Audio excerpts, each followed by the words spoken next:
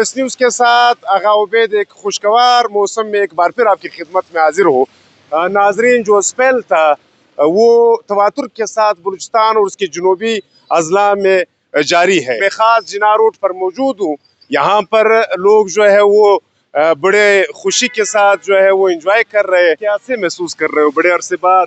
جی کافی عرصے بعد 4-5 سال کے بعد اس طرح جو ہے کوئٹہ میں برف باری ہوئی ہے۔ اس سے پہلے تقریباً 4-5 سال پہلے ہم نے اس طرح کی برف باری دیکھی تھی جو 2 دن مسلسل ہوئی تھی۔ جی ہاں، اور ماشاءاللہ 2-3 دن سے بڑا اچھا ماحول بنا ہوا ہے، موسم بڑا سہانا ہوا ہے۔ اچھا، نکلے ہوئے انجوائے کر رہے ہیں آپ کے سامنے، آپ کے ساتھ۔ تو اس کے ساتھ ساتھ کچھ تکلیفات کا بھی سامنا ہے، وہ لوگوں کو برداشت کرنا چاہیے۔ ظاہر سی بات ہے، جب ٹیمپریچر مائنس میں جاتا ہے تو پھر آپ کو پتہ ہے تو کوئٹہ کا پھر مائنس ٹیمپریچر بھی تو ابھی اس دفعہ -9 -10 ڈگری تک جو ہے نا وہ بالکل ٹیمپریچر کے ان لوگوں نے فورکاسٹ دی تھی۔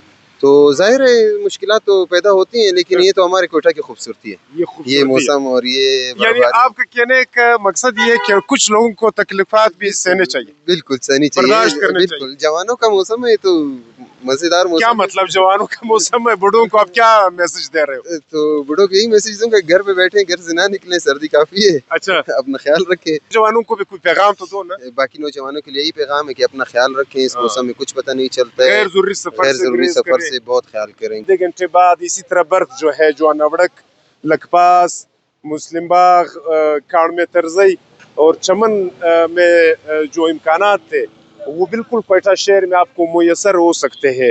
محکمہ موسمیات کے مطابق کہ آنے والے دنوں میں ہے، کل 26 کے بعد تو یہ اسپیل جو ہے یہ ختم ہونے والا ہے، لیکن آنے والے دنوں میں عنقریب ایک اور اسپیل آنے والا ہے۔ یہاں پر حکومت اور عام عوام سے لوگوں کی اپیل یہ ہے کہ راستوں کے اوپر توجہ دے، لیکن پی ڈی ایم اے اور NHA جو ہے ان کی طرف سے بارہا ہمیں ویڈیوز موصول ہوتے رہے ہیں کہ راستے سارے کلیئر ہیں، لیکن اس کے ساتھ ساتھ لوگوں سے بھی انہوں نے اپیل کی ہے کہ غیر ضروری سفر سے گریز کرے۔